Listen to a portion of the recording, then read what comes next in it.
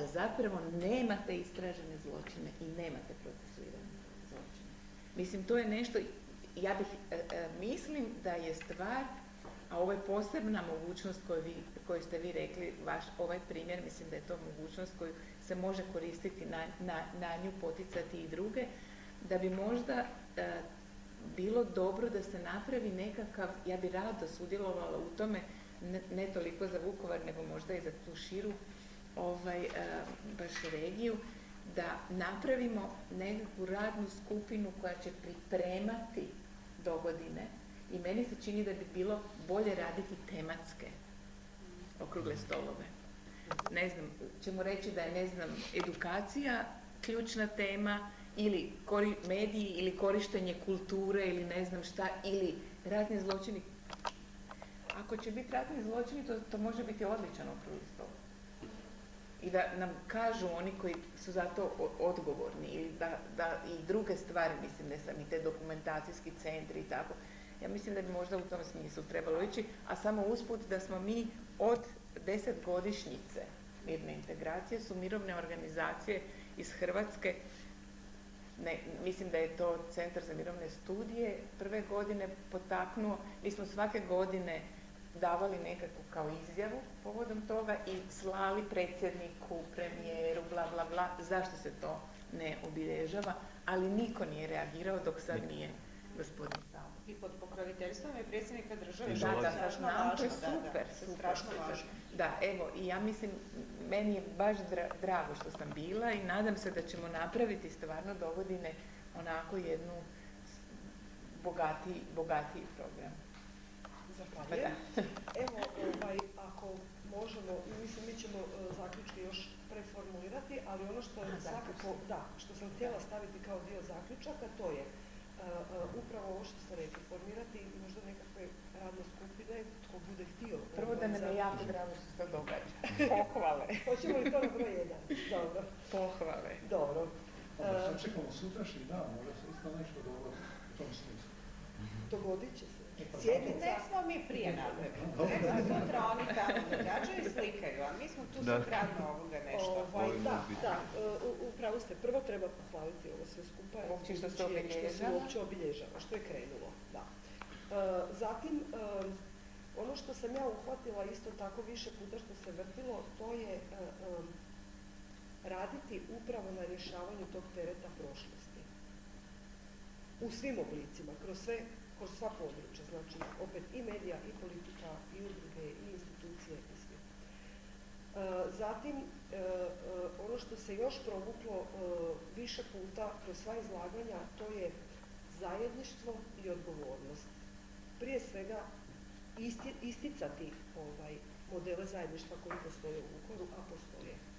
Jer mi smo se svi ovom našom prošlošću opteretili opet onim negativnim, Zoran je pričao o tome zašto je bio čitaju Crnu kroniku, ali sigurno da postoji, možda su to u ovom trenutku i neke male stvari koje čine neko zajedništvo, ali treba više promovirati.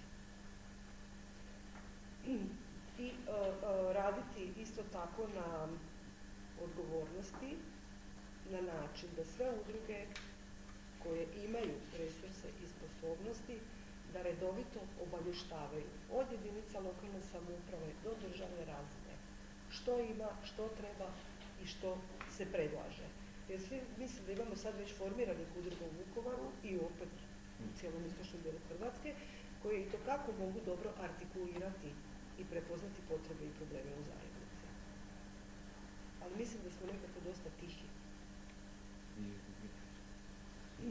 I otvoreno govoriti i o ovoj podijeljenosti. Znači, paralelno gurati priču i o zajedništvu i o podijeljenosti. Mogu ispričati jednu dobru priču, pa može isto biti zaključak. Dobro. Evo, sad je ekskluzivno dan, mislim da ćemo imati učiniti novina, pa nemojte se doko opomenuti. Ostavljamo 4 zima. Katolički badnjak pojavio se u jednoj ribanici Vukovarskoj čovjek koji je tako došao u jednom skupom odijelu i tu on radi u Vukovaru u nekom od onih osiguranja, ne znam sad kako se zovu, i on je tako tehnomenadžerski tip, je mlad, kravate i ostalo, i ostavio je gospođi u ribarnici 700 kuna. I rekao je, molim vas da tih 700 kuna, vi znate tu sve potrebnice, tko je siromašniji, tko nema, pa vi, ajte molim vas onda dajte tim ljudima ribu da imaju za kako se zove, badnje.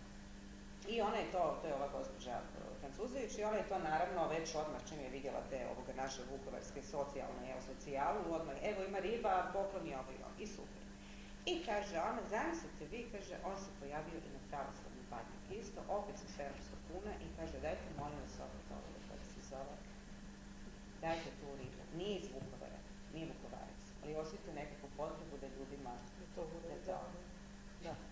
Evo, možda na tragu te, da ne dužimo više s tim zaključcima. Sad ja sam kratko nešto rekla, mi smo tek došli u Njemačku i još uvijek smo vozili vukovarske tablice, imali na autu i prolazimo kroz grad, bio je zastoj priličan i stoje dvojica, čiste cestu i vide vukovarske registracije i ovaj jedan pokazuje ovako nama. A na ovog drugog, što kraj njega čisti, pokazuje ovako. Hoću reći, eto, tamo su oni zajedno radili. I mislim su imali zajedništvo. Tako, imali su zajedništvo, nisu se pitali ko su i šta su. Kao što mislim da će tema koja će sigurno Vukovarci sad okupiti oko, a ti si je već spomenuo, to je ta famozna problematika grijanja i ti problemi koji tište jedne i druge.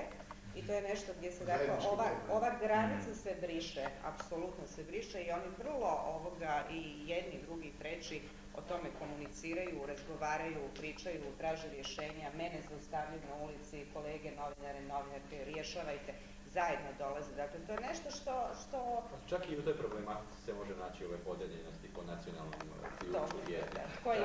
Kome je stigao veći način. Evo, ja bih doista ovaj današnji okrugli stol privela kraju. Jako istinski se zahvaljujem što ste došli evo subotom predvečer diskutirati za nas na ovu vrlo značajnu temu.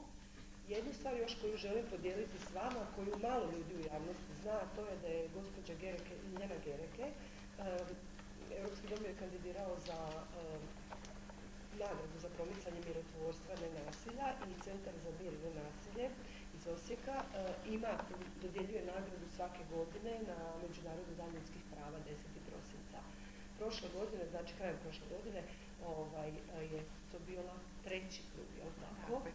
I evo, gospođa Ljiljana Gereke, znači naša građanka i mirotvorka vukovarska, je dobila upravo tu nagradu. Nije nam baš pustila da mi to jako puštamo u javnost. Rekla je da ne kažeš, dobro. I rekla je da ne kažem i da ne smijem. Objavljeno na vukovarskim novinama u javnosti. Ali ja ću to iskoristiti kao mjereću. U svakom slučaju, evo, jako nam je drago da je upravo i na toj razini prepoznato, dodjela je bila prelijepa, možete svi vidjeti na internet stranicima. Evo, donijela sam i donijeli ste to. Dobro, super. Ubjedit ću ja nju da mi ove godine pristavimo na našu stranicu. Evo, ovim bih htjela u stvari i završiti današnji okrugli stol. Jako mi je drago što ste bili, u buduće ćemo grad naklintati da to puno duže traje i da možemo doista reći što hoćemo da bude u puno širem sastavu. Ali ovo da sam danas prepoznala je doista jedan kvalitetni potencijal Vukovara. I ovo pod pokroviteljstvom, nemojte misliti da predsjednik plaća sve, ipak i sve je gradski proračun, tako da veselite se skupa s nama. Da je udruga Njemaca i Austrijanaca Vukovar isto tako radi na zajedništvu, jer kod nas i prema našem statutu jednako su svi dobro došli. Ko god želi učiti njemački jezik i našu kulturu širiti, svi su nam dobro došli, a pogotovo u pjevački